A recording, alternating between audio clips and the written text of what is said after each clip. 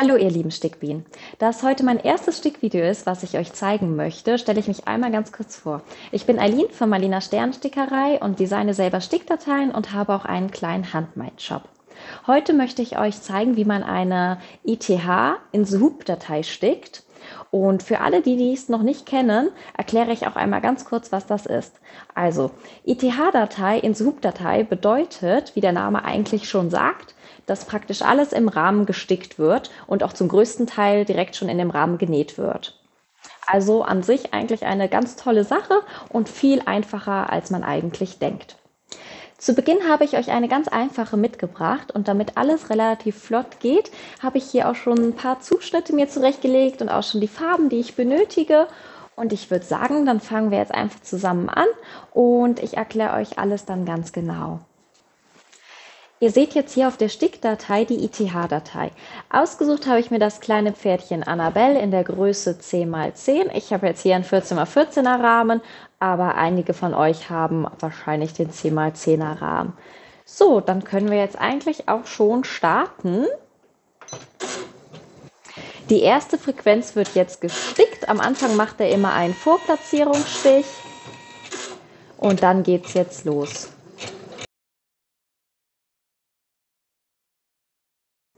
So, eingespannt habe ich übrigens einfaches Schneideflies. Ihr könnt sonst auch ein bisschen dickeres Reißvlies einspannen, wie ihr das lieber mögt. Mit dem Reißen geht es natürlich schneller.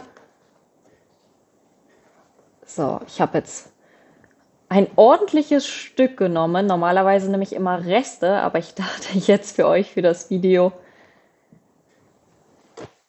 So, und dann starten wir jetzt mit der zweiten Frequenz. Da können wir jetzt auch einfach loslegen. Upsa.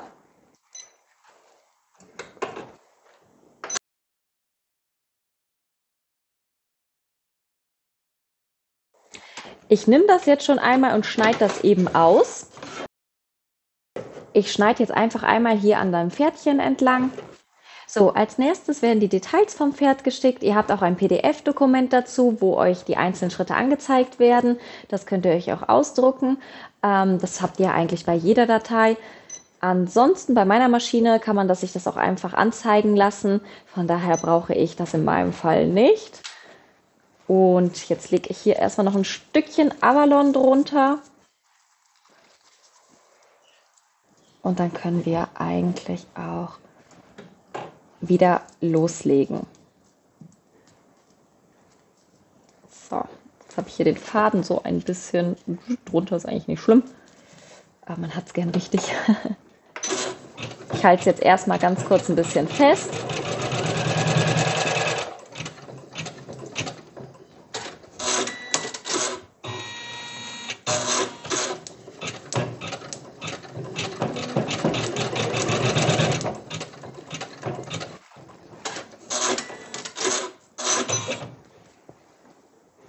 So, jetzt drücke ich das hier weiter. Hier will ich tatsächlich eine andere Farbe haben. Deswegen muss ich einmal ganz kurz die Farbe wechseln.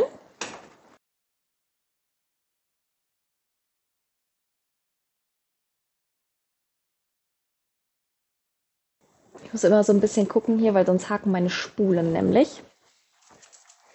Und jetzt können wir auch schon wieder starten.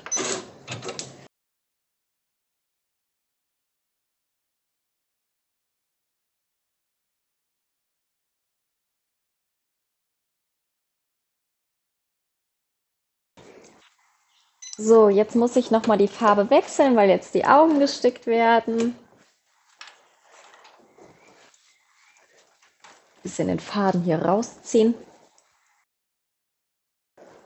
Also im Endeffekt ist es erstmal wie eine ganz normale Stickdatei.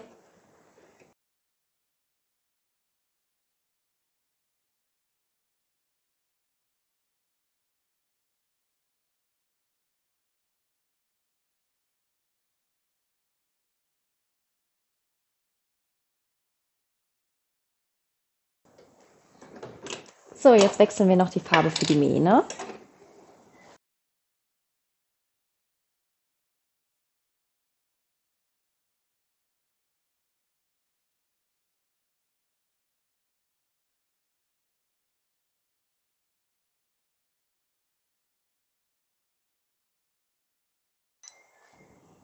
So, wie ihr hier seht, wird jetzt als nächstes die Mähne gestickt.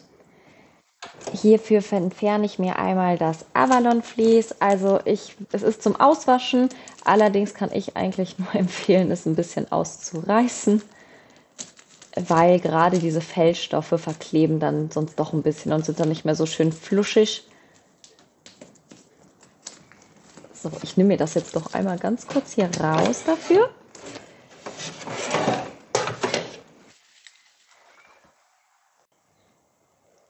So, jetzt habe ich das Pferdchen einmal von der Avalon-Folie befreit und auch die Fäden noch ein wenig gekürzt und euch das Bild noch ein wenig rangezoomt, damit ihr das Pferdchen noch ein bisschen besser sehen könnt und genau die einzelnen Schritte besser nachverfolgen könnt. So, jetzt starten wir auch schon. Jetzt wird einmal erfolgt der Vorstich für die Mähne.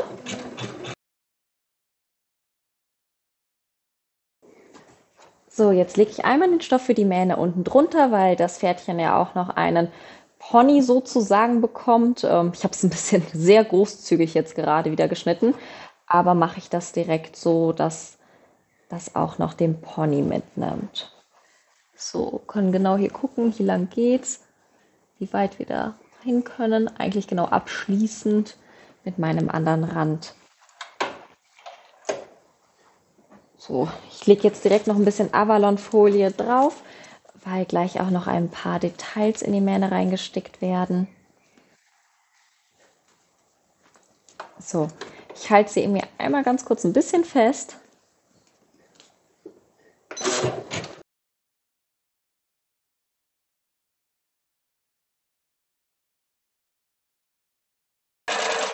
So, die Avalon-Folie immer so ein bisschen tuschig.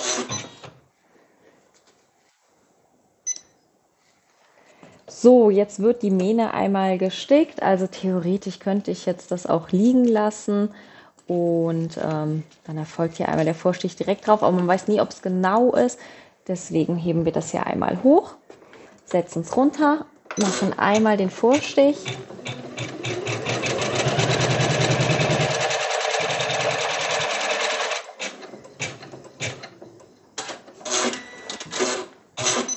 So, sieht aber auch alles gut aus. Jetzt mache ich mir das Fell hier wieder drunter.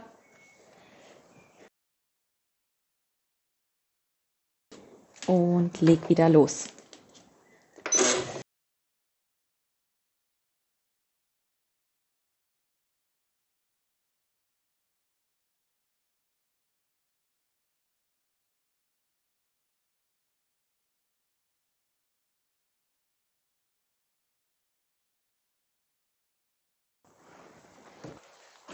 So, jetzt schneide ich das Ganze wieder einmal aus. So, ich habe mir die Mähne jetzt hier schon ein wenig zurechtgeschnitten und jetzt geht es weiter mit der nächsten Sequenz. Hier habt ihr die Möglichkeit, wenn ihr möchtet, einen Aufhänger anzubringen. Es erfolgt wieder erst einmal der Vorstich. So, hier ist der Beginn. Ich habe es jetzt natürlich in weiß gemacht. Das heißt, man sieht es nicht ganz so gut. Hier macht ihr es einmal so, dass ihr den Aufhänger sozusagen aufs Pferdchen drauflegt. Ich gucke mal kurz, wie lang er werden soll. Ihr könnt das jetzt hier oben festkleben zum Beispiel oder ihr haltet es einfach eben einmal fest. Hier müsste es man natürlich ein bisschen runterhalten, ansonsten kann man auch, weil sonst verheddert der sich ganz gerne mal gerade in so, wie heißt es gleich, in so gestricktes. Das hatte ich auch schon, dass die Nadel sich dann ein wenig fädel hat.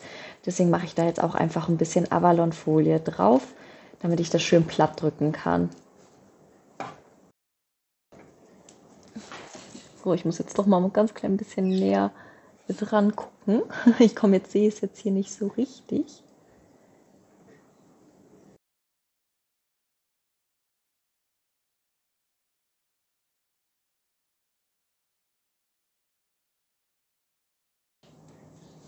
Also ich muss jetzt doch einmal ganz kurz gucken.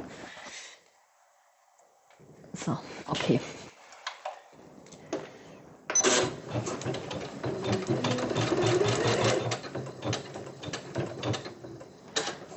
So, hier habt ihr jetzt noch die Möglichkeit, wenn ihr möchtet, ein Etikett anzubringen oder euer eigenes Label.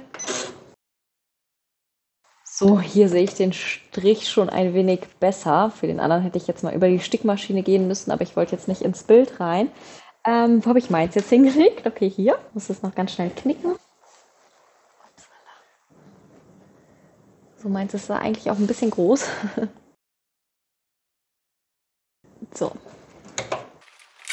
Also es ist nicht schlimm, wenn es breiter ist als die vorgegebene Linie. Da ist ja gleich nochmal hier von der Umrandung, also von dem Inselhub sozusagen festgestickt wird.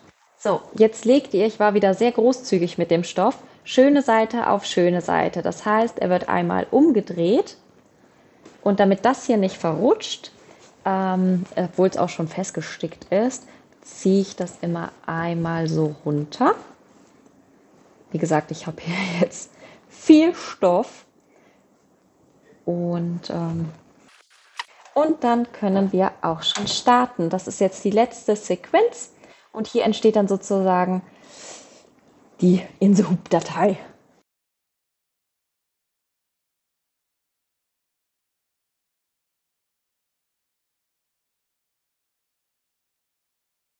So, jetzt ist es einmal fertig gestickt.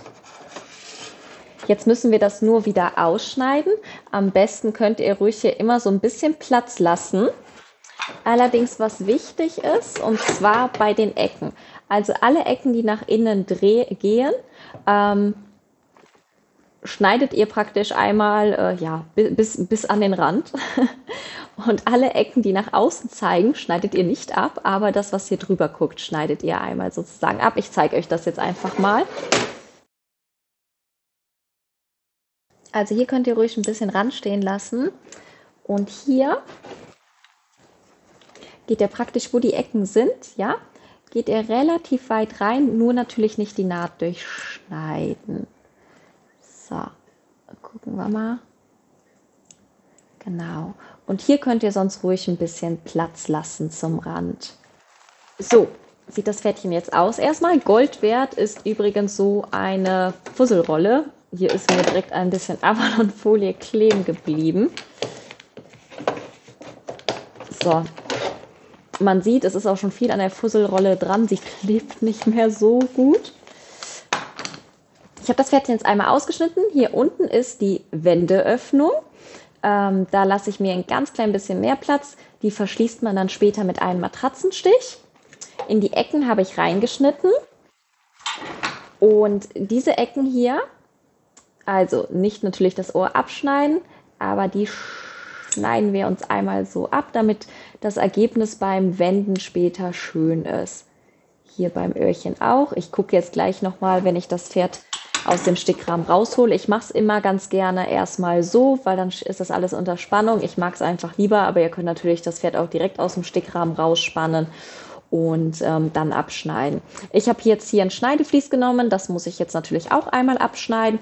Wenn ihr ein Reißvlies genommen habt, könnt ihr das einfach ausreißen und an der Rückseite auch einfach einmal ausreißen.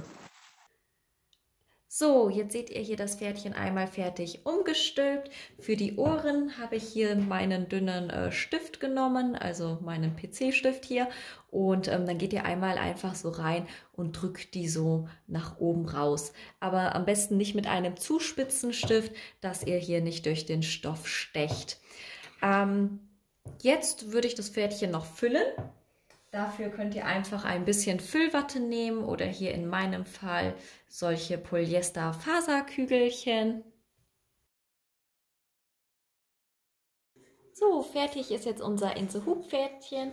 Unten habe ich es noch nicht zugenäht mit dem Matratzenstich. Einfach, weil man mit diesem süßen Pferdchen auch noch andere schöne Sachen machen kann. Und das würde ich euch dann beim nächsten Mal zeigen. Ich hoffe, das Video hat euch gefallen und ich konnte euch vielleicht ein bisschen weiterhelfen. Wenn ihr Interesse an noch mehr Videos habt, dann könnt ihr gerne meinen Account abonnieren oder mir vielleicht einen Daumen oben da lassen. Darüber würde ich mich auch sehr freuen. Und ansonsten wünsche ich euch auf jeden Fall viel Erfolg beim Sticken, ob es jetzt eine Inse-Hub-Datei wird oder irgendeine andere Stickdatei. Ihr könnt mir auch immer gerne Fragen stellen. Das könnt ihr einfach unten in den Kommentare tun und ich werde die dann so zeitnah wie möglich beantworten. Dann bis zum nächsten Mal.